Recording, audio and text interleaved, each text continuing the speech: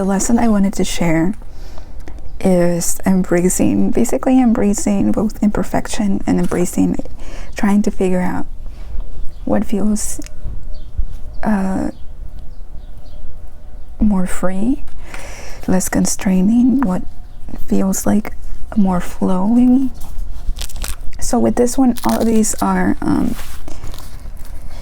they're all drawn from life. I guess you could think of them as still lifes, but I didn't really make the setups intentionally. It was just already there, and I started drawing them. So they're different places around my apartment.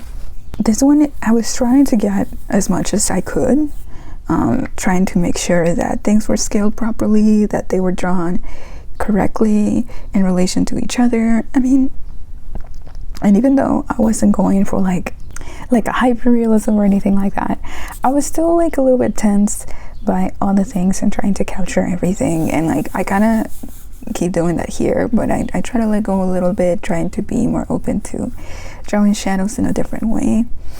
And then here this was like a piece of plastic, like clear plastic wrap.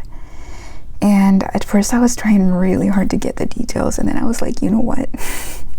Fudge it. Like I don't have to get it like exactly right.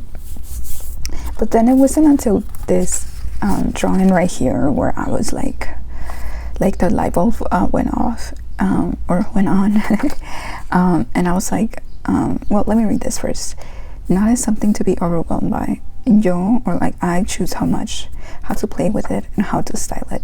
So basically what that means is like I kind of realized I don't have to make things look exactly quote unquote perfect, accurate, or anything like that. I'm not in school anymore. I'm not getting graded anymore.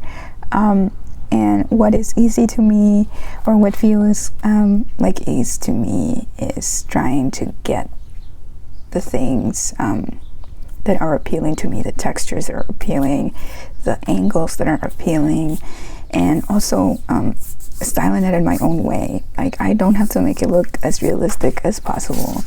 I just how do I want to play around with it? I think also being neurodivergent / neurospicy, as the youth say, sometimes like trying to get these, I really have to push myself to like sustain my attention, and because it takes actually a lot of effort to do that, I end up just kind of stopping halfway, or like it always is incomplete.